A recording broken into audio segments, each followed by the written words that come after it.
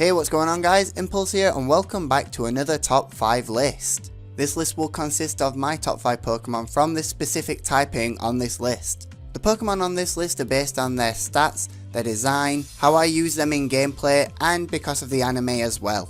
Before we go any further, I want to point out that only a Pokemon's primary typing counts. So taking the Dark type list as an example and Houndoom as the Pokemon, we can see that Houndoom is a primary Dark type, which means it's eligible for the list. Whereas Incineroar is a secondary Dark type, which means it's not eligible for the Dark list. Also, something else to note is that I won't be adding Flying type Pokemon to this list. Since most Flying Pokemon have Flying type as their secondary typing, I'm going to give them their own special video. So with the basics covered and the top 5 of my other typings in a playlist down below, let's get into today's video. And of course, if you're a new viewer and you enjoy the video, don't forget to meaty and mash those like, share and subscribe buttons.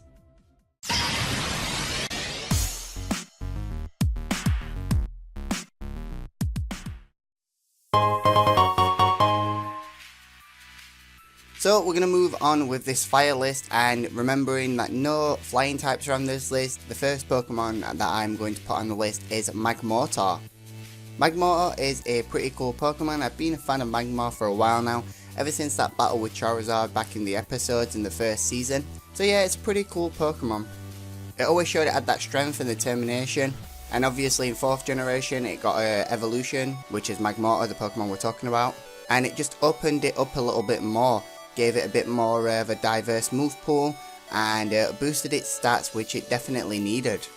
I've used Magma in a fair few battles in competitive play, mainly back in 4th gen, where it was a little bit stronger. Paired up with a Choice Scarf, it could get some pretty good sweeps going. So let's move on to number 4. Next up is another 4th gen Pokemon, and this time it's a legend, and that Pokemon is Heatran.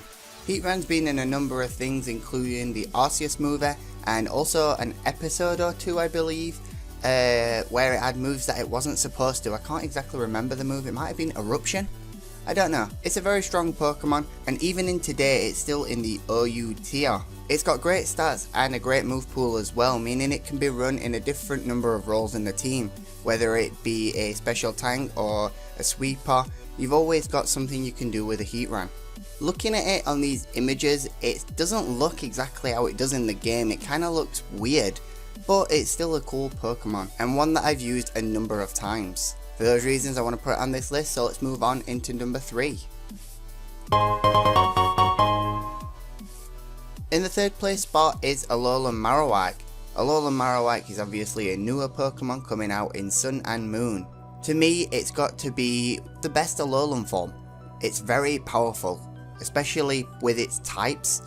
Being a fire ghost and having the ability Lightning Rod gives it so many resistance that it's hard to take down. Pair that up with a thick club, damage gets off the chart, and yeah, someone's in for a good time. Fortunately, that person's not going to be your opponent if they haven't got anything to handle it, and yeah, the games are going to be slightly one-sided. I really like its design. The flames on the bone is really nice, and I think they just did it really good. It's a lot better than normal Marowak. I didn't really care about Marowak at all, and now they've changed it in this way, it's made it really awesome. So I'm excited to see what new Alolan forms come out in Ultra Sun and Ultra Moon. Hope they do some good ones, and I hope that they stop with the novelty ones such as Executor. So in this spot is Darmanitan. Darmanitan is a great Pokemon and a very strong one at that. I'm not really a fan of the whole Zen mode thing with its ability to change when it loses half HP. I think that's a big waste. I don't like any abilities like that, including Zygarde's. It's just too situational, you've taken too much damage, so that's kind of pointless. But its hidden ability in Sheer Force is incredibly strong.